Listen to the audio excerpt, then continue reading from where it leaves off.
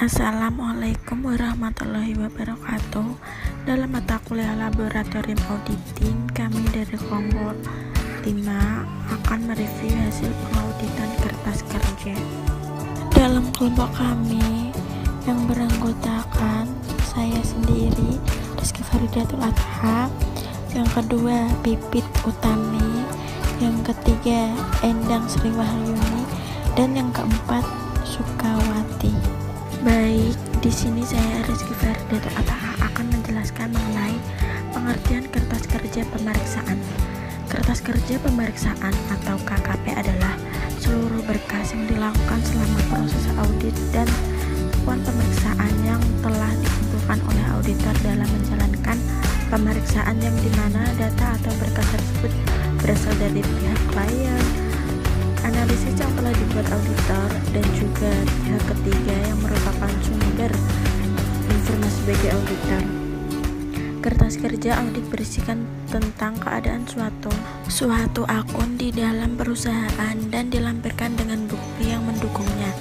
Misalnya, kertas kerja kas dan setara kas, maka harus dilampirkan dengan fotokopi buku kas dan juga rekening koran, buku bank perusahaan yang menyatakan bahwa angka yang ditulis auditor adalah benar adanya dan dapat dipertanggungjawabkan. Kertas kerja piutang harus memiliki lampiran berisi catatan piutang milik perusahaan beserta beban daftar nama piutangnya, serta perlu melampirkan konfirmasi piutang kepada pihak ketiga. Kertas kerja audit masing-masing kantor akuntan publik memiliki perbedaan, namun pada dasarnya kertas kerja tersebut memiliki bagian-bagian yang informatif untuk membantu auditor beserta dengan timnya mudah dalam menyimpulkan akun yang tertera di dalam kertas kerja tersebut. Tujuan kertas kerja pemeriksaan yaitu mendukung opini auditor mengenai kewajaran laporan keuangan perusahaan yang telah diperiksa oleh auditor. Standar pekerjaan lapangan ketiga mensyaratkan auditor memperoleh bukti kompeten yang cukup sebagai dasar untuk menyatakan pendapat atas laporan keuangan yang diaudit. Kertas kerja dapat digunakan oleh auditor untuk mendukung pendapatnya dan merupakan bukti bahwa auditor telah melaksanakan audit yang memadai. 2. Sebagai bukti bahwa auditor telah melaksanakan pemeriksaan sesuai dengan standar dan kode etik akuntan publik. Di kemudian hari, jika ada pihak-pihak yang memerlukan penjelasan mengenai simpulan atau pertimbangan yang telah dibuat oleh auditor dalam auditnya, auditor dapat kembali memeriksa kertas kerja yang telah dibuat dalam auditnya. Pembuatan seperangkat kertas kerja yang lengkap merupakan syarat yang penting dalam membuktikan telah dilaksanakannya dengan baik audit atas laporan keuangan. Lalu Mbak Kiki, apa sih karakteristik dari kertas kerja pemeriksaan itu sendiri? Tolong dijelaskan. Terima kasih. Baik Mbak Endang, saya akan menjawab pertanyaan dari Mbak Endang mengenai karakteristik kertas kerja. Yang pertama itu lengkap dan akurat. Kertas kerja harus memberikan dukungan yang memadai terhadap temuan, simpulan, dan saran, serta menggambarkan sifat dan lingkup pengujian yang dilaksanakan. Kedua, jelas dan singkat. Semua orang yang menggunakan kertas kerja dapat memahami tujuan, sifat, dan lingkup pekerjaan yang dilakukan dan simpulan yang dicapai. Ketiga, mudah dipersiapkan. Hal ini dapat dicapai dengan menggunakan jadwal organisasi, peralatan, standar audit yang belum dicetak, dan format standar kertas kerja yang umum yang dihasilkan dengan menggunakan database atau word processor. Yang keempat, mudah dimengerti dan berurutan. Kertas kerja harus rapi dan mudah dipahami. Kelima, relevan. Informasi yang terdapat dalam kertas kerja harus dibatasi hanya untuk hal-hal yang secara material penting, mendasar, dan berguna dengan tujuan yang telah ditetapkan dalam penugasan. Keenam, terorganisasi dalam struktur. Kertas kerja harus diorganisasikan dan menuju struktur konsisten. Itu Mbak Endang penjelasan dari saya. Saya akan melanjutkan lagi yang nomor 3, mengkoordinasi dan mengorganisasi semua tahapan audit. Audit yang dilaksanakan oleh auditor terdiri dari berbagai tahap audit yang dilaksanakan menggunakan kertas kerja. Yang pertama, sebagai preferensi dalam hal ada yang pertanyaan dari pihak otoritas pekerjaan, pihak otoritas perbankan, dan pihak perusahaan atau klien. Sebagai salah satu dasar penilaian asisten atau seluruh tim audit, sehingga dapat dibuat evaluasi mengenai kemampuan tim audit sampai dengan partner audit sesudah selesai dalam proses audit, sebagai pegangan untuk pelaksanaan audit di tahun berikutnya.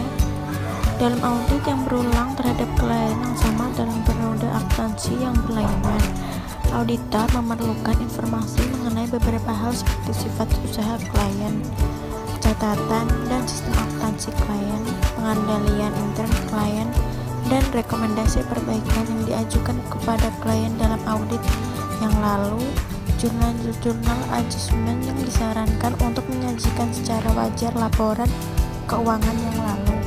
Informasi yang sangat bermanfaat untuk audit berikutnya tersebut dapat dengan mudah diperoleh dari kertas kerja audit tahun sebelumnya, yaitu untuk melakukan pemeriksaan saldo awal, 2. Untuk dipelajari oleh staf audit yang baru ditugaskan untuk memeriksa klien yang sedang diperiksa, dan yang terakhir untuk melakukan penyusunan audit dan rencana audit di tahun berikutnya. Selanjutnya akan dijelaskan oleh teman saya, Mbak Sukawati. Dipersilahkan. Tahap-tahap audit. 1. Perikatan audit. Perikatan audit merupakan kesepakatan antara pihak auditor dan perusahaan yang biasanya diwakili oleh manajemen. Perikatan harus dilakukan sebelum proses audit dimulai. 2. Perencanaan audit. Auditor harus melakukan kegiatan lain seperti melakukan riset untuk memahami bisnis dan industri klien, melakukan prosedur analitik, dan menentukan risiko audit. Selain itu, pihak auditor juga harus memahami struktur pengendalian internal dan menetapkan risiko pengendalian. Setelah melakukan riset, pihak auditor harus mengembangkan berbagai aspek tersebut dalam sebuah perencanaan yang harus dibuat dengan benar. 3. Pelaksanaan fungsi audit. Tahap ini, auditor akan melakukan pengujian pengendalian dan uji substansi. Pengujian ini dilakukan dengan mempelajari data dan informasi bisnis klien, serta membandingkan dengan data dan informasi lain. Yang keempat yaitu pelaporan audit. Setelah uji audit dilaksanakan, tahap akhir yang harus dilakukan adalah melaporkan hasil audit. Di dalam laporan audit terdapat lingkup audit, objek audit, tujuan audit, hingga hasil audit serta rekomendasi yang harus diberikan jika ada kekurangan. Terima kasih Mbak Wati atas waktunya. Selanjutnya saya akan menjelaskan mengenai pengujian atau pemeriksaan kertas kerja. Untuk kasusnya ada di modul Universitas Terbuka, mata kuliah Laboratorium Auditing edisi 3 oleh Icuk Rangga Bawono, Norina Hartati, Giovanni Bangun Kristianto, terdapat pada halaman 6.43. Selanjutnya, ini adalah neraca dari PT Robusta Pratama atau PT Ropra per 31 Desember 2015. Kemudian laporan laba rugi untuk periode yang terakhir pada 31 Desember 2015.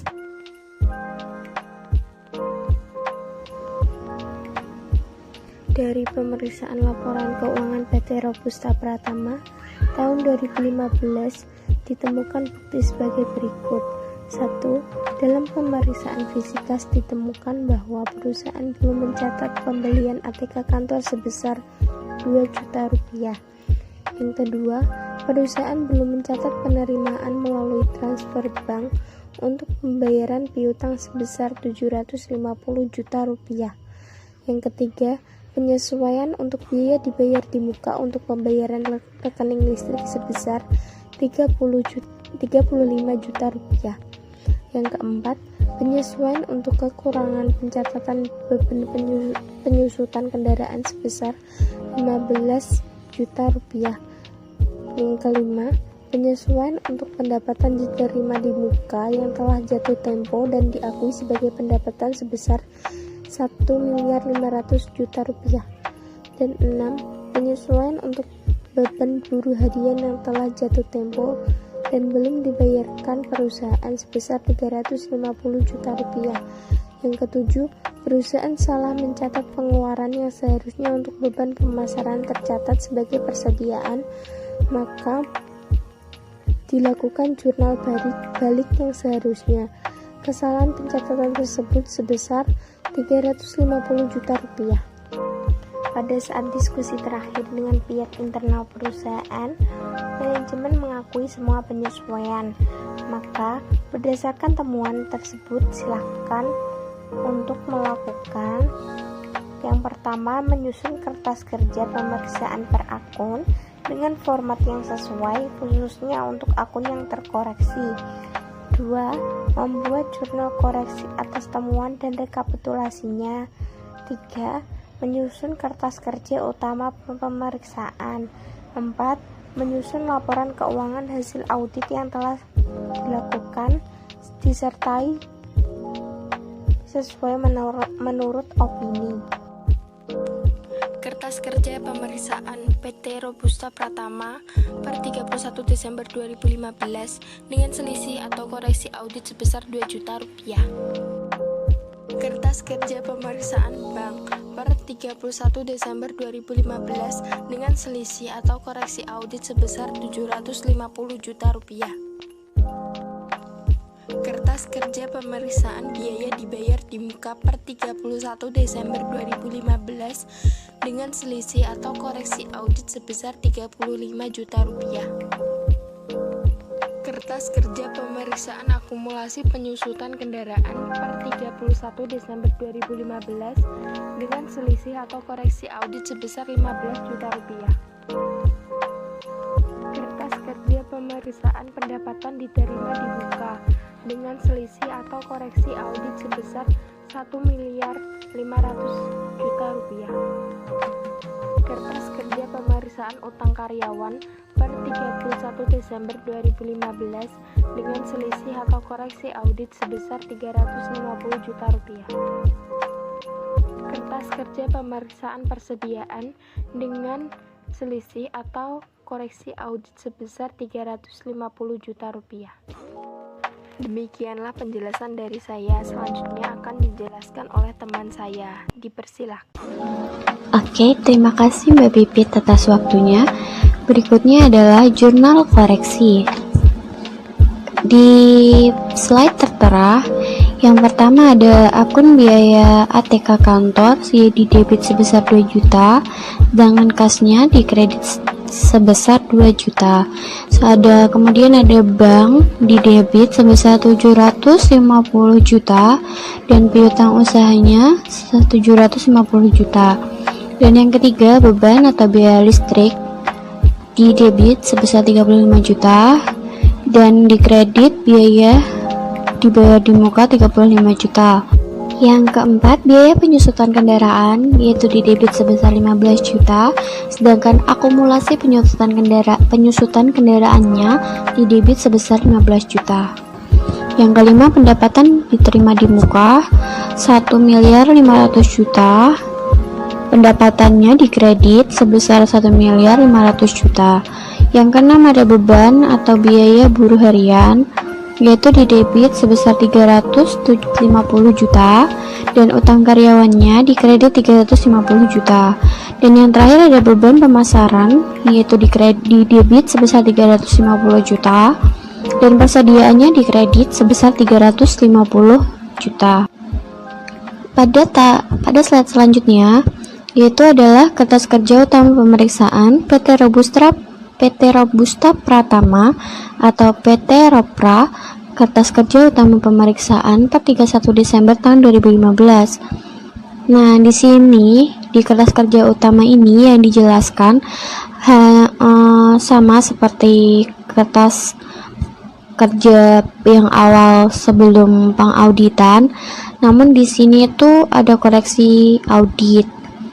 Di sini di bagian kas tadi ditemukan bahwa kurang pembayaran ATK, berarti masuk pada kredit 2 juta yang mulanya 15 juta, kemudian setelah dikoreksi hasilnya 2 juta dan hasil neraca auditnya 13 juta. Kemudian ada utang bank juga yang tadi tertera ada 750.500.000 rupiah, dan setelah diaudit menjadi 5.410 juta. Dan piutang usahanya juga tadi ditemukan ada pengauditan, yaitu dikredit sebesar 750 juta dan hasil dari neraca auditnya adalah 31.300.000.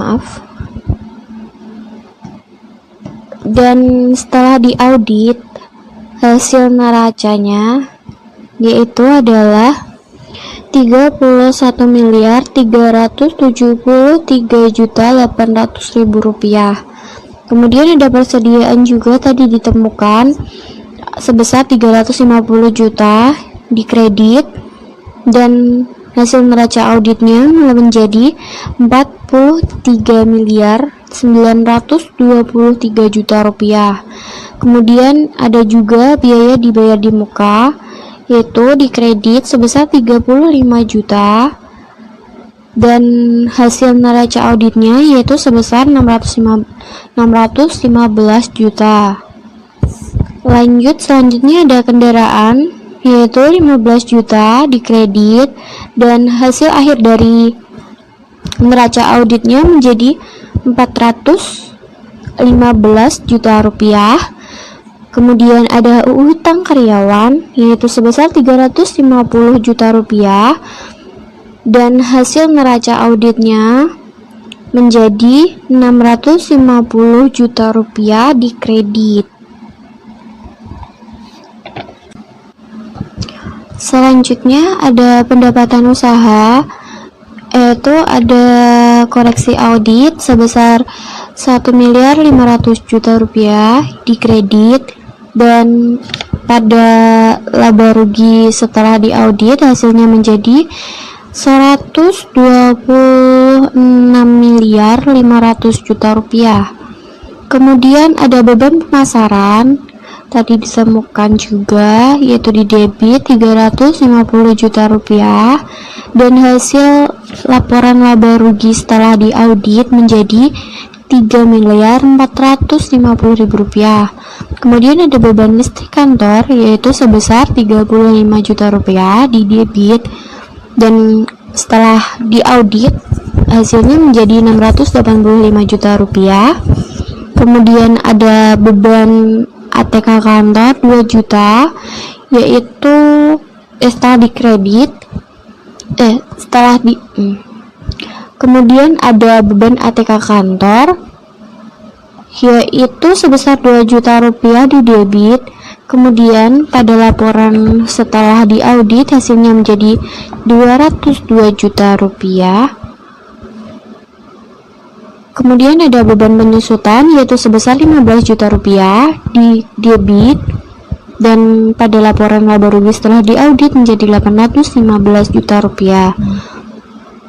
Kemudian ada beban buruh harian di debit sebesar 350 juta rupiah dan pada laporan laba rugi setelah diaudit hasilnya menjadi 6.050 juta rupiah.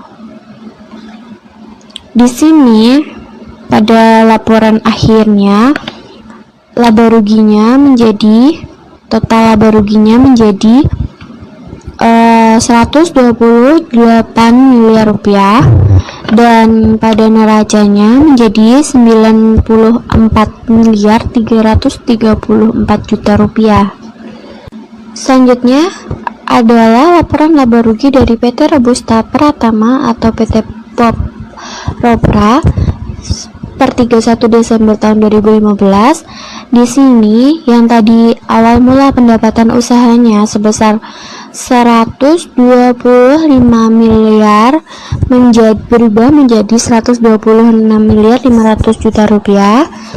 Dan kemudian laba kotornya yang semula dari 25 juta rupiah 25 miliar rupiah menjadi 26 miliar 500.000 rupiah. Kemudian perubahan selanjutnya yaitu pada beban pemasaran yang semula adalah 3 miliar 100 juta rupiah berubah menjadi 3 miliar 450 juta rupiah. Kemudian ada beban listrik kantor yang semula 650 juta rupiah, sekarang setelah pengauditan berubah menjadi 685 juta rupiah. Kemudian ada beban ATK kantor yang semula 200 juta rupiah, setelah pengauditan menjadi 202 juta rupiah.